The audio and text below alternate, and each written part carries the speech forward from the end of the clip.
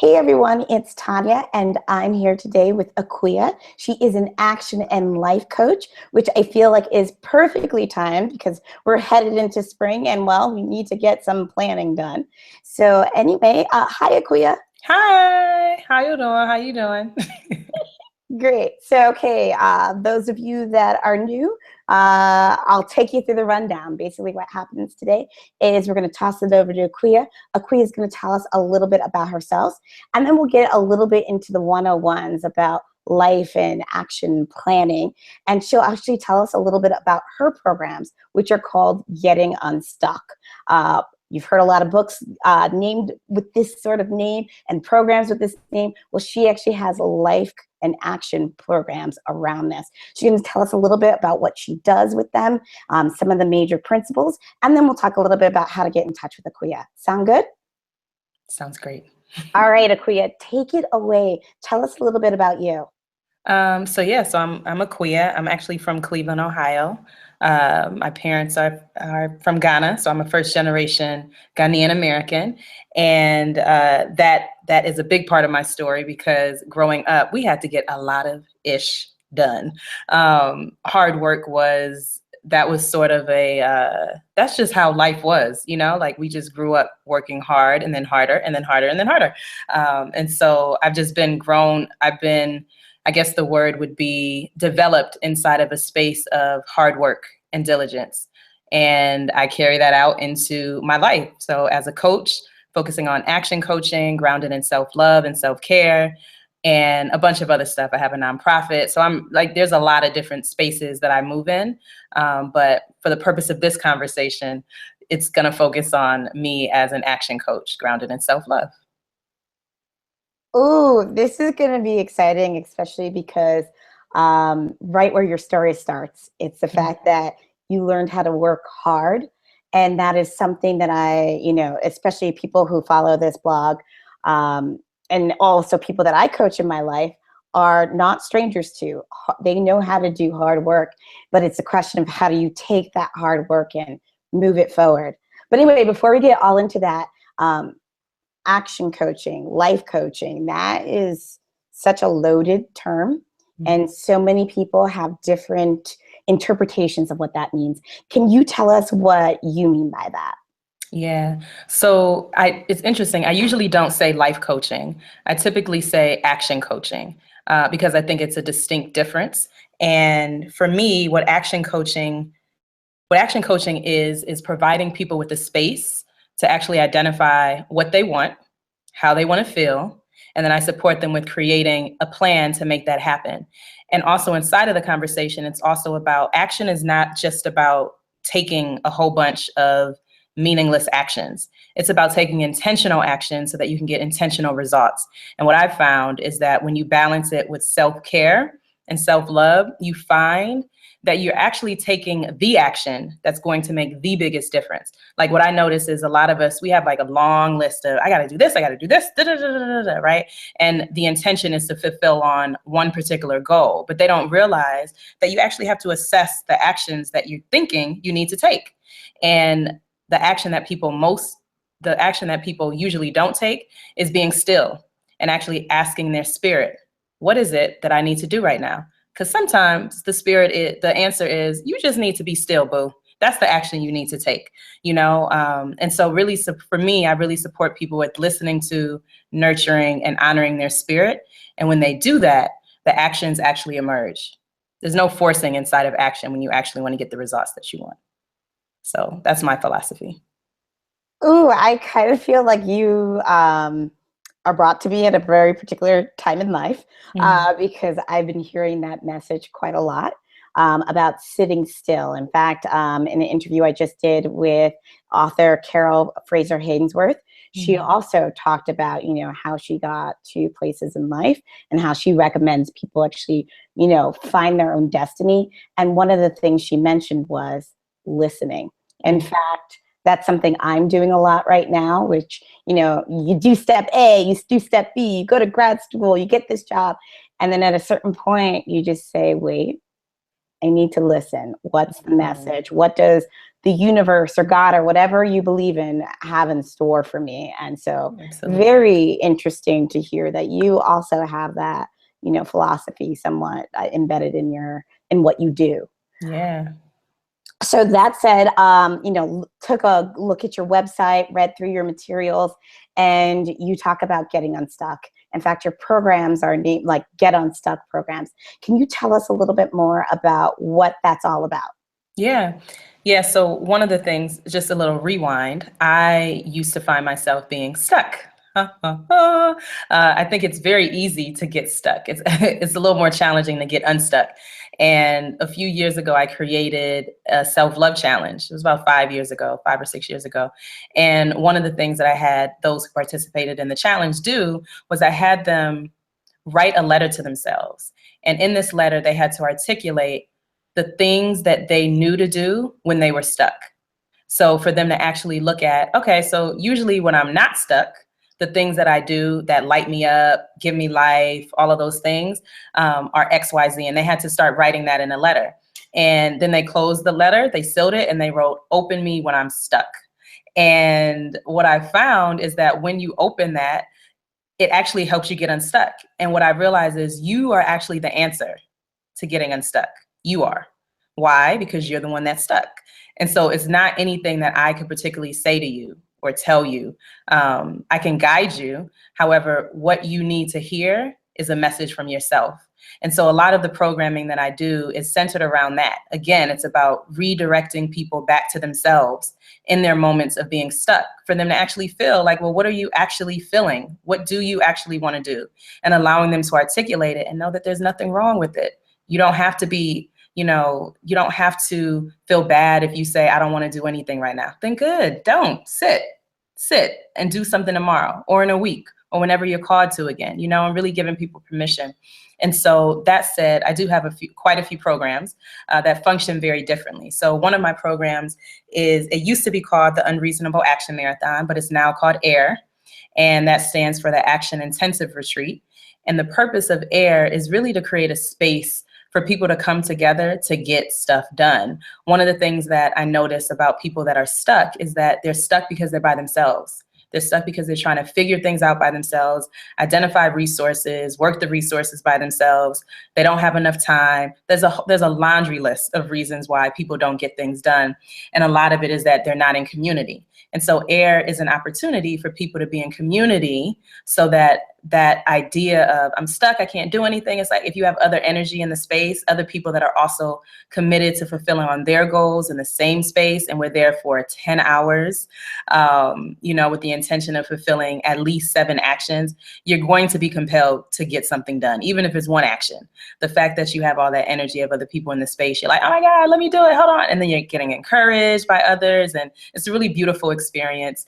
And it's one of those, it's one of those intensives, which is not why it's called AIR now, the Action Intensive Retreat, because it's intense.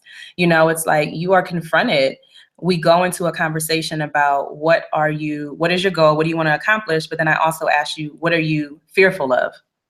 And I push people to take actions based on their fears. Because when you can start taking action, even a little bit based on your fears, it opens up more possibilities for you. And so the likelihood of you being stuck in the future just got diminished a little more, and so the AIR is like a sweet spot for me. I love it. And it's a really, really, really great opportunity to just get in action and start seeing results. So yeah, that's AIR. And we can talk about a few more later if you choose, but that's AIR.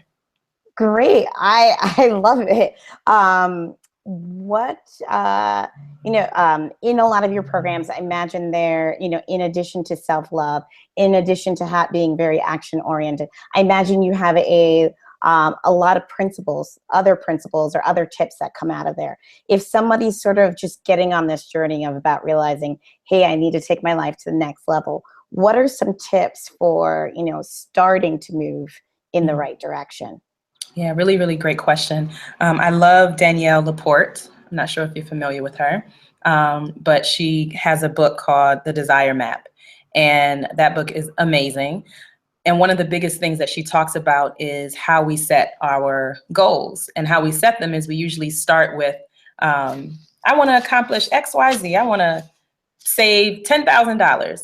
And the thing that we don't start with is how you want to feel on that journey, right? And so like, as you're on that journey, and what I share with my clients is to identify, before we even get started, is for them to identify 3 words to describe how they want to feel on this journey with me.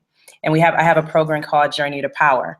And so, when we start that journey, I want to know, what are those 3 things that you want to feel on this journey? And every time we talk, I bring up those 3 feelings and I ask them, great, so you said you want to feel assured, you want to feel excited, and you want to feel loved.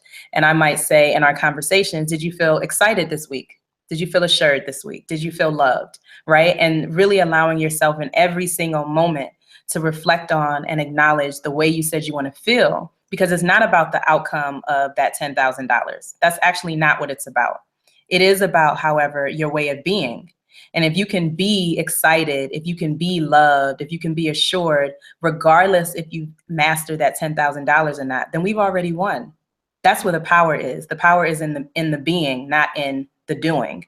And so it is important for me to identify myself as an action coach, because I know that is usually what people think they are missing. They think that they're missing the action when they're stuck. However, when they come to me, I actually remind them what they're really missing. And it's not the action, it's the being. And the being will inform the actions. Got it. That is a deep on another level.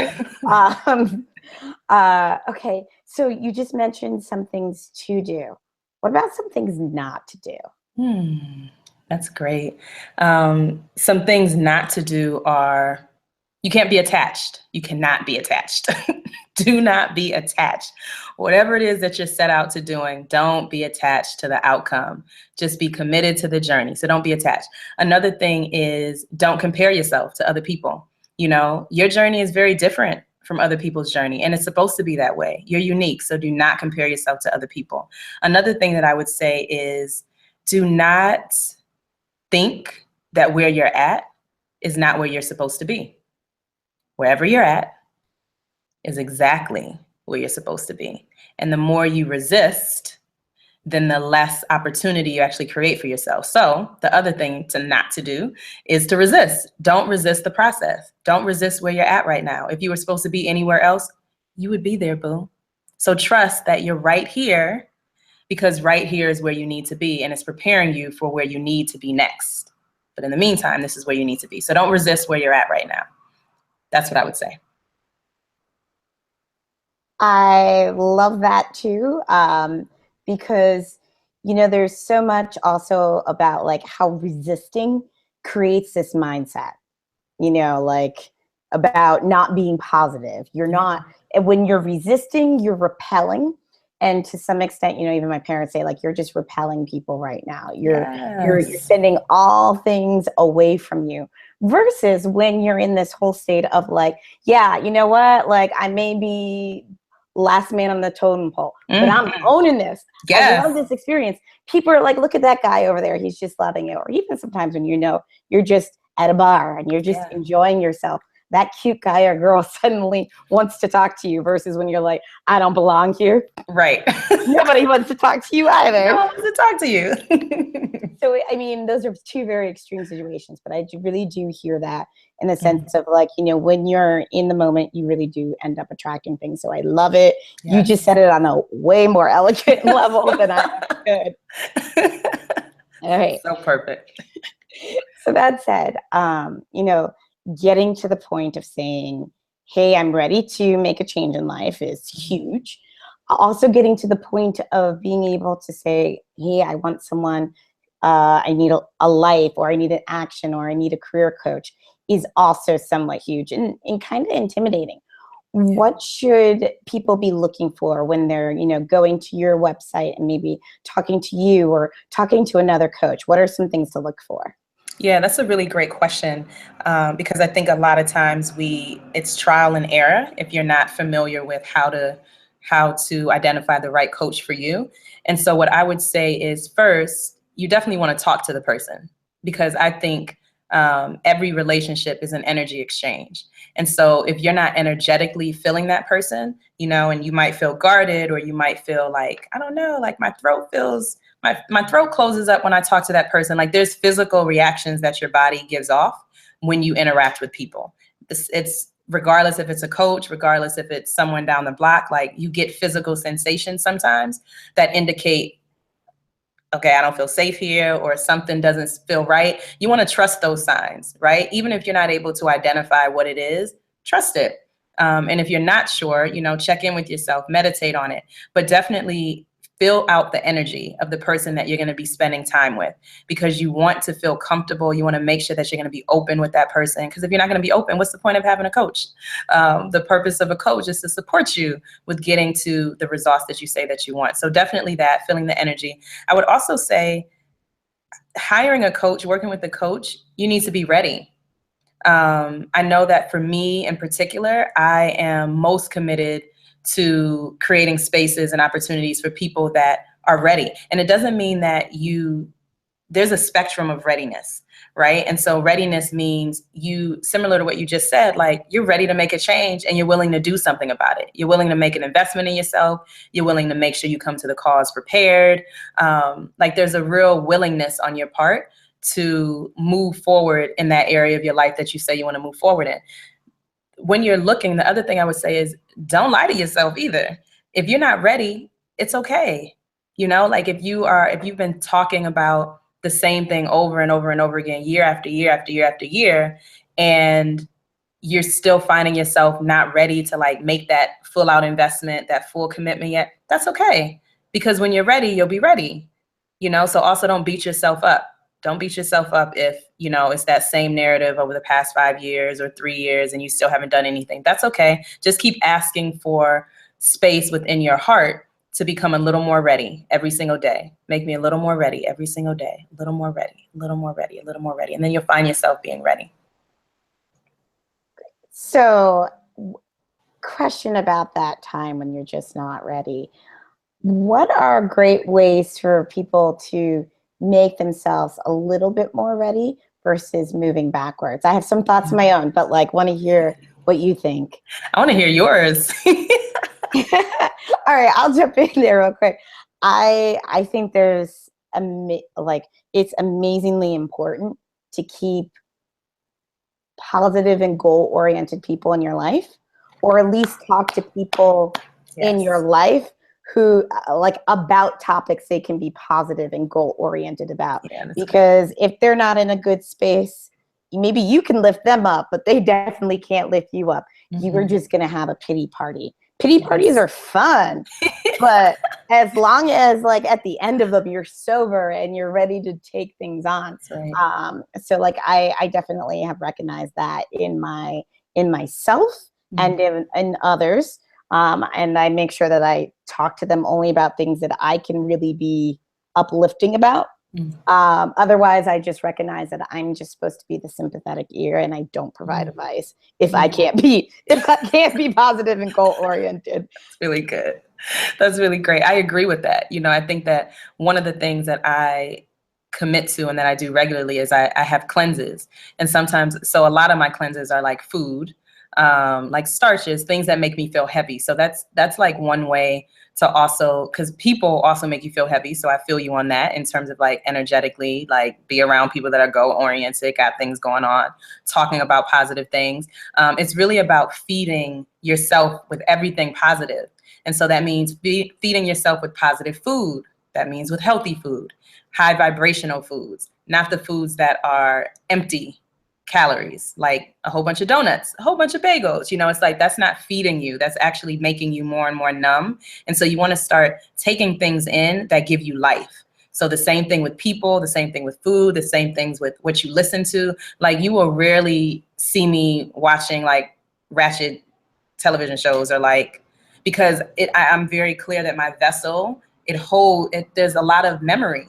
And what I don't want my vessel to remember are the things that I'm actually saying I don't want in my life. And if you welcome that in, you're sending mixed signals, because the things that should be repelling are now like sticking to you because you've been listening to it. So energetically, you have that energy on you. And so from, you know, it's really important to just be very mindful of the fact that you are energy, you know, and be really, really, really intentional about the words that you use. I mean, some people, you know, we say things and like jokingly, like, well, whatever, you know, like, and if we're not together, I'll be all right or whatever, right? And I'm like, but no, you won't. However, if you keep saying that, you're going to actually create that reality. And even though you think that you're joking, language is language. A word is a word.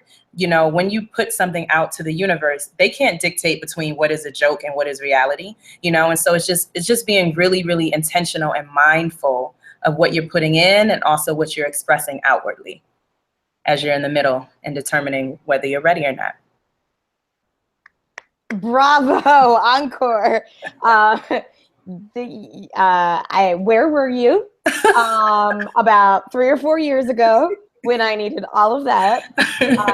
But yeah, no, you're really just saying a lot of the things that I kind of feel very much so in life. And yeah, bravo. I can't say it any better. We're on the journey together. So thank you.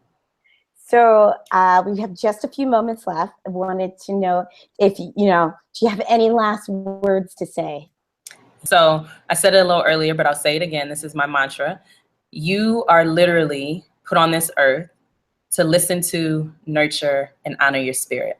That is your only purpose right now, is to listen to, nurture, and honor your spirit. So honor that spirit of yours. That spirit has something to say. That spirit is trying to communicate it to you. Tune in so that you can hear the message clearly, so that you can move forward powerfully and live in your purpose. And for more information, you can visit www.letspursueyou.com. And I have an event coming up in April called Purge. It's an overnight experience, and it's all about supporting you with purging from those things that don't allow you to remember who you really are. So check me out. Akua, thank you so much. Like I said, bravo, encore. I definitely have to check back in with you, not only on the different programs you're doing, but just in general. What you're doing is great. Thank you for your time. And of course, everyone who's watching, thank you. Good night. Thank y'all. Good night.